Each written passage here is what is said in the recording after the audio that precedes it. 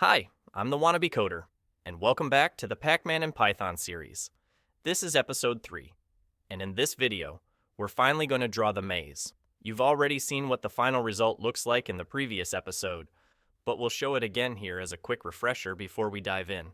We're going to take the maze layout we created and actually draw it on the screen using Python's turtle module.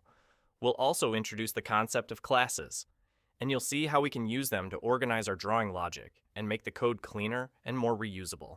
Now before we get started, let's quickly recap what we did in the last episode. We defined our grid layout and mapped out exactly how we want the game screen to look. We created a file called constants.py to store all the fixed values, like screen size, margins, and cell dimensions. Then, we created a file called mazes.py, where we defined our first maze level using simple text. We also wrote a function that loops through the layout, calculates the screen position of every tile, and stores the coordinates in lists for walls, pellets, and power pellets. All right, now that we're all caught up, let's dive in and start drawing the maze. To start drawing the maze, we're going to create a new file called renderer.py. This file should be placed in the same location as our other Python files, like main.py, constants.py, and mazes.py. The renderer.py file will handle everything we draw on the screen, including the static parts of the maze like walls and pellets, and later on, things like the score display, remaining lives, and game messages. It's important to note, this file will not handle moving objects like Pac-Man or the ghosts. Its job is only to draw the game screen and things that don't change position during gameplay. Now go ahead and open renderer.py in your code editor, and let's walk through the file together. We begin by importing the turtle module, since we're still using turtle for all the visuals in our game. Then we import two things from mazes.py, maze level 1, which is the layout we want to draw, and calculate maze data, which gives us the exact coordinates for every tile.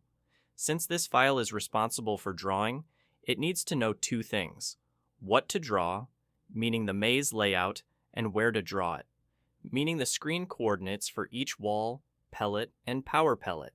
To manage all of this in an organized and reusable way, this file uses something called classes, a key concept in Python. So before we dive into the code, let's take a moment to talk about what classes are and why we use them. Think of it like a blueprint. Once you define a class, you can create as many objects from it as you need, and each one will follow the same structure. In our case, we're using classes to define the different types of things we want to draw, like walls, pellets, and power pellets. For each one, we'll create a single object, a special kind of turtle that's responsible for drawing all the tiles of that type on the screen. Classes are especially useful when multiple parts of your code share similar logic. Instead of copying and pasting the same code, we define it once and reuse it wherever we need. Another big benefit of classes is inheritance, which lets one class use the functionality of another. For example, we'll create a general-purpose class called pen, and then we'll create more specific classes like wall and pellet that inherit from it. These classes will automatically get all the behavior defined in pen, and we can still add or override anything that's unique to each one. In programming terms, each object can have attributes like color, size, or shape, and methods which are the actions it can perform, like draw or move. So instead of rewriting the same drawing logic for every tile type, we reuse what they have in common, and only adjust the parts that need to be different.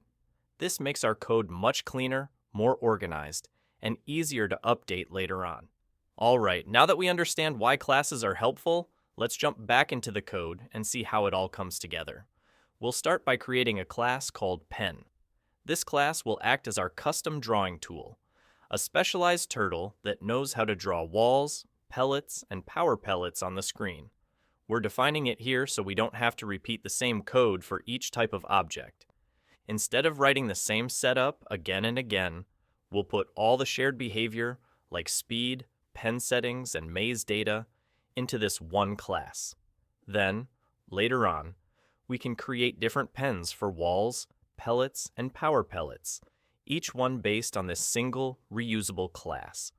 Let's take a look at how it's defined and break it down step by step.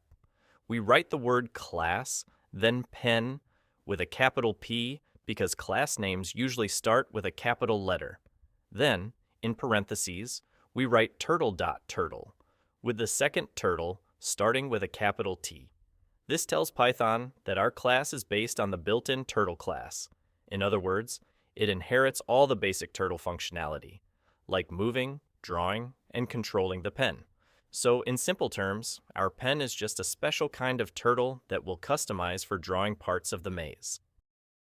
Next, we define a function inside the class. We write def space double underscore init double underscore open parenthesis self close parenthesis colon. This is called the constructor method. Why init? It's short for initialize, because this function is used to initiate or set up the object when it's first created. This function runs automatically whenever we create a new pen object.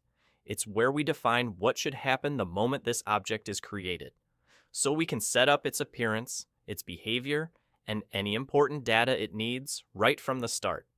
The word self inside the parentheses is required in every class method. It's a reference to the specific object that's being created. In simple terms, self means this object. It lets us store values, like speed or color, and call functions that belong to this particular pen. For example, if we write self.speed, we're saying, set the speed of this pen object. Also, pay attention to the tab at the beginning of the line. That indentation is important in Python. It tells the computer that this function is part of the class. Every line inside a class or function needs to be indented like this. Now let's look at the next line inside the constructor. We write superdot double underscore init double underscore open parenthesis close parenthesis. So, what does this line do? This line tells Python to run the constructor of the parent class. In our case, that's turtle.turtle. Remember, our pen class is based on turtle, so we want to make sure it starts out behaving like a regular turtle object. This line sets up everything the turtle normally does when it's created, like creating its shape, setting its starting position, and preparing it to draw. If we skip this line, the pen object wouldn't be fully ready to use, and some built-in turtle features might not work the way we expect. So this line is like the foundation. It gives us a working turtle to build on before we add our own custom behavior. We're only able to use super here because our pen class inherits from turtle.turtle. If we weren't using inheritance, we wouldn't need this line at all. This also makes sure that every pen we create later, whether it's for walls or pellets, already comes with this basic setup ready to go. Now let's look at the next line. We write self.hideTurtle, open and close parentheses. This tells the turtle to hide its shape from the screen. By default, a turtle object looks like a little triangle, and you can see it move around as it draws. But in our case, we don't want that. We just want to draw the tiles, like walls, pellets, and power pellets, without showing the turtle itself. So this line simply hides the turtle icon so that only the drawing appears, not the thing doing the drawing. Next, we write self.penUp, open and close parentheses. This tells the turtle to lift its pen so that it doesn't draw lines when it moves. Normally, a turtle leaves a trail behind it as it moves around the screen. But in our case, we don't want that. We want to place shapes, like squares or dots, at specific spots in the maze without drawing lines between them. By lifting the pen, we can move the turtle freely from one position to another and then only draw when and where we want to. Now we write self.speed, open parenthesis, 0, close parenthesis. This sets how fast the turtle animates while drawing on the screen. In Python's turtle module, a low speed makes the turtle draw slowly, moving step by step so you can watch it. But if you set the speed to 0, it turns off the animation completely. The turtle moves and draws instantly. We use this because when the game starts, we want the maze to be drawn instantly, not slowly drawn one tile at a time. And just to be clear, this setting only affects how fast the maze is drawn during setup. It doesn't change how fast Pac-Man or the ghosts move during the game. Now we write self.walls, comma, self.pellets, comma, self.power_pellets equals calculate underscore maze, underscore data, open parenthesis, maze underscore level underscore 1, close parenthesis. This line is doing a few things at once, so let's break it down. First, we're creating 3 attributes for this pen object: self.walls, self.pellets, and self.power_pellets. Each of these will hold a list of coordinates, positions where different tiles should be drawn on the screen. We get those coordinates by calling a function named calculate_maze_data. That function comes from the mazes.py file which we imported earlier. We pass in a variable called maze_level_1, which is also imported from the same file. That variable holds the layout for the first level of our game. Basically, a map of the maze using simple text symbols. The function reads that layout and calculates where the walls, pellets, and power pellets should go. Then, it returns 3 lists, 1 for each type of tile. We store those 3 lists inside this pen object, so that later, it can use them to draw everything in the right place. So this line is important. It connects the maze layout, the tile positions, and the pen object that's going to draw them. Now that we've defined our main pen class with all the shared attributes and setup, it's time to define a separate class for each type of object we want to draw. That's because each one, like walls, pellets, and power pellets, has a different shape, color, or behavior. So even though they share the same base logic from pen, they still need their own custom class for drawing. Let's start with the wall class. We write class wall in parentheses pen : This creates a new class called wall, and it inherits from our pen class. That means it automatically gets all the setup we already wrote in pen, like hiding the turtle, lifting the pen, setting the speed, and getting the coordinates for walls, pellets, and power pellets. We're using inheritance here so we can reuse that behavior without repeating the same code again. Now, you might notice some lines that start and end with quotes. Those are just comments or notes in the code. They don't affect how the program runs, so we won't read them out loud. Next, we define the constructor, def $_init $_ in parentheses, self, : Just like before, this is the constructor method. It runs automatically when we create a new wall object. Then we write super.double_init $_ with empty parentheses. This runs the setup from the parent class, pen, so the wall object starts with everything the pen already does, like drawing speed, visibility, and maze data. Next, self.shape in parentheses, square in quotes. This sets the turtle shape to a basic square. It's just a placeholder. We'll replace it later with a custom image that looks like a wall tile. Then, self.shapesize in parentheses 1.2. This changes the size of the square. By default, shape size 1 by 1 means 20 pixels wide and tall. Since our maze cells are 30 pixels, we want something a little smaller so it fits neatly inside the cell. We're using 1.2 for now, but this will also be replaced once we switch to an image. Next, self.penColor, in parentheses, white in quotes. This sets the outline color of the square, just for now. Then, self.fillColor, in parentheses, Dodger blue in quotes. This sets the fill color inside the square. All of these, the shape, size, outline color, and fill color, are just temporary settings for development and testing. Later on, we'll load a proper image that replaces them entirely. Now we define a method, defDraw in parentheses, self, : A method is just a function that belongs to a class. In this case, the draw method belongs to the wall class, and it will draw all the wall tiles on the screen. Then we write for x, comma, y in self.walls, colon. This is a loop that goes through the walls list of coordinates. Each item in the list is a pair of values, an x and y position. Next, self.goto in parentheses, x, comma, y. This moves the turtle to that position without drawing a line, because we already lifted the pen earlier. Then we write self.stamp with empty parentheses. This stamps the square shape at the current position so the wall tile appears on the screen. So what's happening here is this.